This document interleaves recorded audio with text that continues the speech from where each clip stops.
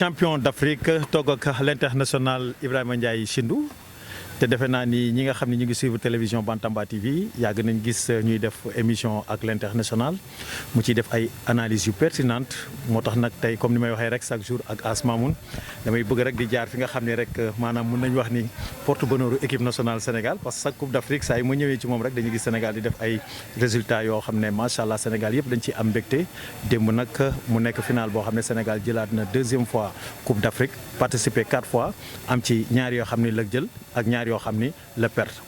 ma bëgg nag waxtaan ak ndaanaan bi ñu ñëwaat ci rek ci parcours bi nga xam ni moom la Sénégal def ci comportement joueurs yi bëgg waxtaan tamit ci entraîneur bi ak ci supporters yi nga xam ni tamit ñu ngi woon fële ca Maroc l'international maa ngi lay ziar.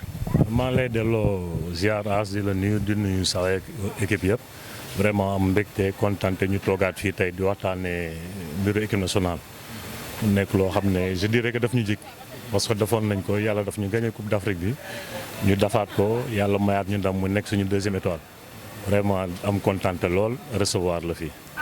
jërëjëf l'international léegi dama bëggaat rek ñu ñëwaat ci parcours équipe nationale Sénégal ci maanaam ci coupe d'Afrique bi mu def benn parcours bu exceptionnel def 7 matchs yoo xam ne joué na ko am ci benn 6 victoires ak benn match nul est-ce que mën nañ ñëwaat ci prestation équipe nationale avant ñu dem ci beneen question. waaw as déjà dama bëggoon d'abord féliciter les joueurs l'encadrement technique l'encadrement le staff technique le staff médical vraiment féliciter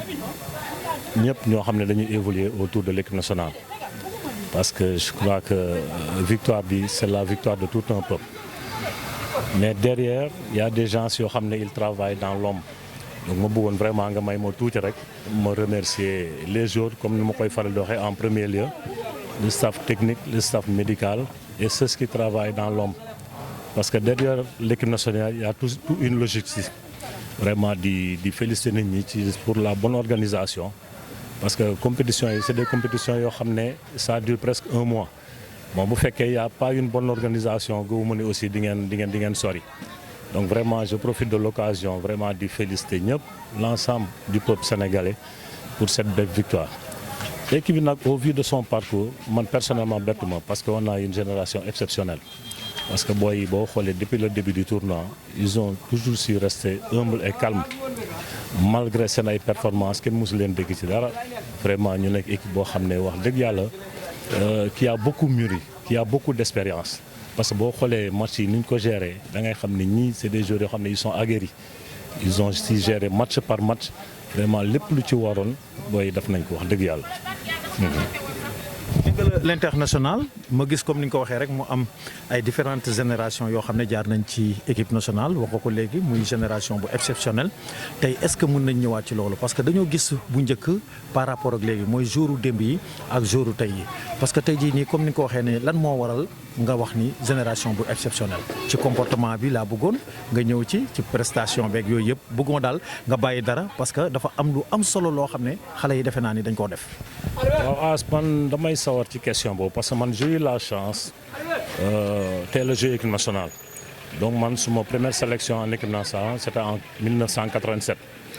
toujours au lendemain de Caire 86 donc j'ai eu la chance vraiment fekk fa ay ñoom Bokandé Roger Lamine Ndiaye Oumar Gueye Sène Pape Fall Thierno Youm donc j'ai fait 9 ans presque en équipe nationale donc de 87 à 96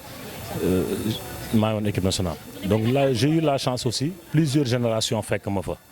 plusieurs générations mais je dirais que cette génération qu'on a actuellement génération bi gagné Coupe d'Afrique c'est une génération exceptionnelle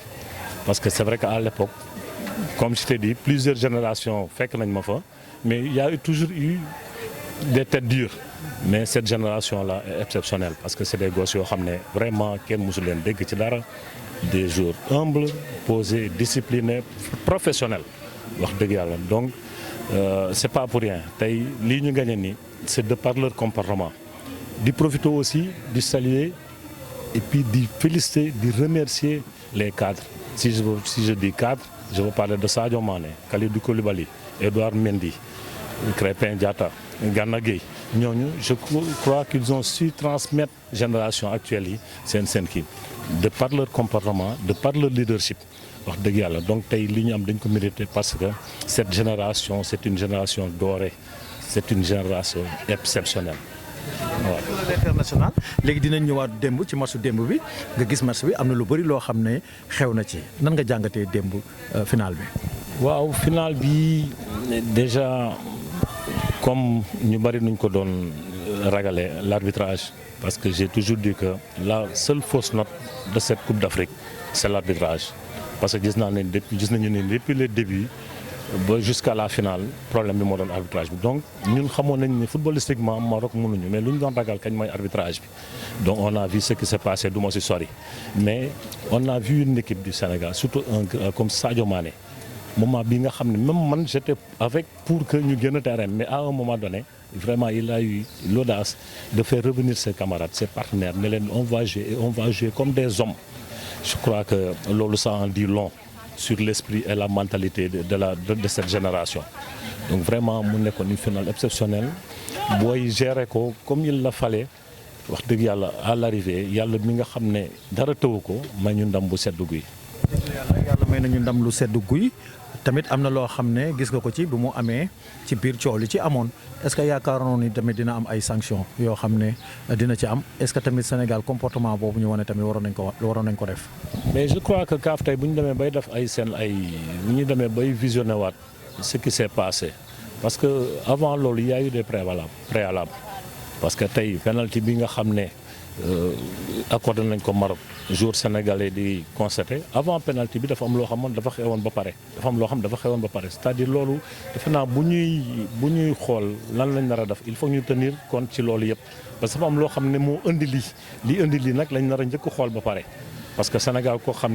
ni loolu daawuñu ko def bokk suñu habitude mais il y a quelque chose qui s'est passé auparavant tout juste avant l'action du penalty donc yooyu yëpp loolu moo waral comprendre te yooyu ça se comprend c'est des choses yoo xam ne parfois tu as les nerfs tendus donc yow tu trouves que c'est de l'injustice donc parfois mooy waral yenn comportement yi mais l'un dans l'autre fenaa nar nañu mën a tenir compte ci loolu yëpp ce qui a poussé les joueurs sénégalais ba ñu am comportement yi fenaa bu ñu tenir compte ci loolu yëpp même bu ñuy sanctionner sax sanction bi narul mën a sévère quand même. sanction bi warul nar a sévère waaye loolu lépp dañ koy bàyyi ci loxo CAF defe naa ni ñoom am nañ ci jàngat boo xam ne ñoom ñoo koy def léegi nag dañuy ñëw parce que sànq yaa ngi tudd koo xam ne tey jii nii mën nañu wax ni référence la ci la jeunesse sénégalaise muy Sadio Mané est-ce que tey comme li may wax rek Sadio Mané li comportement bi mu am nii est-ce que mën nañ ci waxtaan tuuti parce que dañu gis tey un Sadio Mané boo xam ne bu ñu waxee rek moom mooy identité équipe nationale Sénégal parce que gis nañ équipe nationale Sénégal maanaam ci même ba ci hôtel bi defe naa ne am nga ci ay écho ci seen comportement foofu en plus tamit di ngay gis sax des fois maanaam yeneen télé yi sax defe naa li ñuy wax ci comportement équipe nationale Sénégal ñun sax suñu presse du ko def maanaam ci seen modestie ci seen jullité maanaam ci lépp bàyyi ñu benn détail maanaam ci loolu et puis Sadio Mané tamit nekk koo xam ne tamit mi ngi joxe le bon exemple est-ce que jotul tamit comme li may wax rek Sadio Mané est-ce que waruñu ko war a mën a sax tuddee maa ngi kii sax ma bañ a exagérer même monument de la renaissance sax wala benn symbole bu mag fii defe naa ni war na mën a am tur boobu parce que ci li nga xam ni mi ngi koy joxe ci équipe nationale ak en dehors de l'équipe nationale tamit. waaw loolu pourquoi pas loolu Sadio mérité na ko. Je crois que Sadio nar na servir d'exemple à la jeune génération booy bari na la ñu mën a roy ci moom parce que c'est quelqu'un boo xam ne c'est un exemple dans le terrain et en dehors du terrain humainement sax c'est un leadership Sadio c'est un vrai leadership te wax dëgg yàlla tey bu Sénégal tolloo fii c'est vrai que c'est un groupe mais en grande partie c'est à cause de lui kooku mérité na lu ne wax dëgg yàlla Sadio man comme li may wax rek à titre d'exemple nan nañu xool loolu je laisse le soin aux autorités Sadio lu ñu ko defal rek xeeb ko parce que fi mu yóbbu Sénégal la beneen bi mooy sànq je parlais de leadership booy tey c'est de vrais professionnels maintenant cette génération là c'est une génération dorée de par leur comportement dans le terrain et en dehors du terrain même école hôtel bi ñu nekkoon à Tanger bi ñu fay jógee di dem Rabat pour jouer ji la finale il y avait beaucoup d'émotions bi ñuy dem tellement que le personnel de l'hôtel dañu demoon ba attaché wu ci boy yi yëkkati nag ay kàddu yu rafet ci ñoom de si seen comportement si seen ay attitude si seen habitude parce que même le directeur de l'hôtel en personne il a tenu à faire des témoignages sur l'équipe nationale mais il a été ébahi par comportement booy seen discipline seen comportement donc loolu ça en dit long wax dëgg yàlla te loolu yëpp yar moo ko waral moo tax ma ne la on a une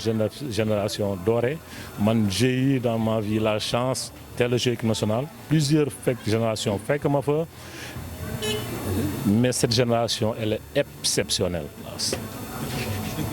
dëgg la dégg ngeen l'international Ibrahima Ndiaye Shindou li mu wax ci tamit ci génération bi particulièrement ci Sadio Mané mu nekk une référence comme li ma koy wax rek ñu nekk dama koy gën a yaatal sax référence bi parce que ba ci yeneen maanaam partenaire mi parce que gis nañ macha allah ñu nekk ay joueurs yoo xam ne tey mën nañu wax ni ñu am tur lañ yàlla may na leen dayoo ba pare may leen teraanga mais taxul ñu am benn changement boo xam ne ñu ngi koy def ci seen ay comportement en dehors du terrain muy une référence par rapport ak comme li fi jot a jaar kon li ñuy wax rek la génération de référence mooy ñi nga xam ne tey jii nii mooy génération bi ñoom Sadio Mané di wax ne nag suñu jigee foofu dañuy dem nag ci ki nga xam ne tamit mooy seen entraîneur nga gis yu fi jotoon jaar yu bëri jaar nañ fii waaye defe naa ni ak lii am ak parcours bi nga xam ne mën nañ wax ni def na loo xam ne benn entraîneur tamit defu ko fi muy Pape Thiaw defe naa ni foofu tamit am nga ci jàngat. waaw Pape moom je lui tire un grand chapeau parce que nee naa la mos nañ def émission ma ne la. man du ma dugg dans les considérations technico-techniques je lui laisse le soin parce que nit bu fekkee dañu am confiance ci moom jox ko équipe lu mel ni équipe nationale donc nan nañ ko mën a bàyyi xelam ak xalaatam mu demee ko mais Sénégal xam nga rek tout le temps nee naa la bu Coupe d'Afrique dañu xër ba nga xam ne bu Coupe d'Afrique amee ku nekk ak sa système ak sa classement mais Pape c'est quelqu'un boo xam ne vraiment on lui dit un grand bravo et puis vraiment gërëm ko sant ko ci liggéey bi mu abat parce que c'était pas évident à quelques 1-2 ans de la Coupe d'Afrique même pas nga dem gagné ko pour une première c'est vrai que gagné woon na CHAN bi mais là c'est autre chose CHAN ak CAN c'est différent mais vraiment Pape c'est quelqu'un à féliciter il a abattu un excellent travail wax dëgg yàlla et puis lépp dans la plus grande discrétion xam nga machallah Pape vraiment bravo on te tire le chapeau merci pour tout ce que tu as fait pour ton pays le Sénégal. dinañ ñëw foofu rek terminé ko ci foofu parce que gisoon nga ci parce que loolu mënu ma ci bañ a wax parce que tey jii nii sunu mbokk yi nga xam ni tamit ñoom ñooy téye micro yi en général dañuy gis comme daal parce que des fois bon critique c'est bon baax na mais critique bu positif tamit baax na parce que tey comme li ñuy wax nii nag est-ce que tey jii nii amoon na nag ñoo xam ne ñu ngi doon critiquer peut-être critiques yooyu sax da ko doon gën a ñaax est-ce que jotul tamit comme ci ñu yenn journalistes yi des fois ñuy positiver. parce que équipe boo xam ne day dem di défendre ce pays defe naa ne am na yenn attitudes yi nga xam ni dañ koy am defe naa ne yooyu war na mën di ñàkk. waaw xam nga côté boobu moom je dirais que lu mënul ñàkk la parce que football moo ànd ak loolu ku nekk ak ta façon de voir ku nekk ta façon d'analyser les choses mais je crois que dafa baax ci ay moments xam nga ñu positif comme tu dis mais bon ça va de soi loolu ak football ñoo ànd mais ñaan yàlla rek tout le temps bu équipe nationale dama tey mu nekk pour le bien du pays pour le bien commun pour que ñu jéem a góorgóorlu ba ñëpp di jéem a tirer dans le même sens parce que loolu vraiment lu rafet lay nekk quoi surtout que réew mi ñoo ko bokk ñoo ko moom Sénégal rek quoi. Sénégal rek dégg ngeen l'international Ibrahima Ndiaye Shindou parce que gis nga tey jii nii comme ni ma wax rek football puissance su football ci dëkk defe naa ni loolu nekkul exemple boo xam ne dëkk population bi noonu la ñu war a doxee pour lépp lu ñu yóotu mu yomb leen. mais waaye tu sais As am loo xam ne football rek ko mun man souvent dama doon wax ni sportif yi comme Claude Lora il avait l'habitude de dire que les sportifs c'est pas des hommes de discours xam nga lu mel ni réew du caaxaan te balaa nga koy xam sol les couleurs de l'équipe nationale boo ko solee même quand on joue l'hymne national sax tu as des frissons parfois même tu as les larmes aux yeux parce que quand tu penses à la responsabilité que tu as parce que sur 13 wala 18 millions d'habitants ñu choisir la nga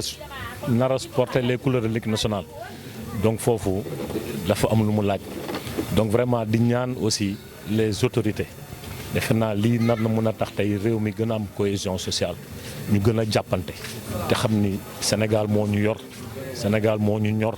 ñu jàppante la main dans la main yenn yëf yi ñu teg ko fële te fas yéene nag liggéeyal réew mi Sénégal jëm kanam. seen liggéey réew mi Sénégal jëm kanam defe naa ni loolu moom mënut a ñàkk ci sunu réew bi di wax ni rek xam naa ni mooy sa dernier mot rek te tamit defe naa ni mënoo ñàkk tamit nga def un message aux anciens internationaux tamit parce que tey comme li ñu wax rek gis nga li Asma mun tamit liggéey naa ko ci Coupe d'Afrique bi waaw loolu lépp nag ma am ci mbégte am ci benn contentement boo xam ne macha allah ñu gis ren tamit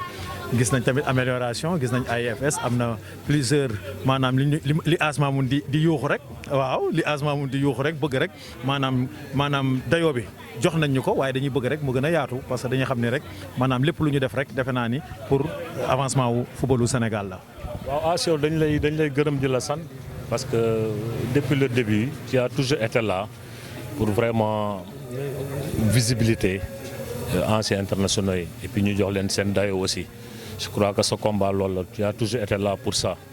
vraiment te gis nañu ni aussi il y a des avancées yow depuis que tu es là gis nañu ni on est beaucoup plus visible par rapport ak avant daan nañ toog daawuñu dégg daawuñu gis je prends l'exemple sur moi souvent ñenn ñi dañ mënoon wax ni da ngay nëbbatu ak tout ce que tu as fait à l'équipe nationale et pourtant du loolu xëy na ñàkkoon am lu mel nii nga xam ne lii ça nous permet de nous exprimer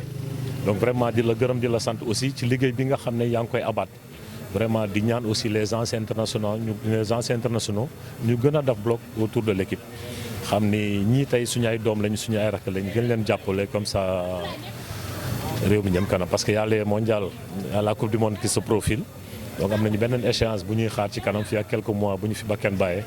ñaan yàlla ñu egg feex jàmm ak salaam et puis encore un grand merci à toi vraiment à travers ta chaîne Asmoon TV ñu lay gërëm di la sant ak Bantamba TV jërëjëf. jërëjëf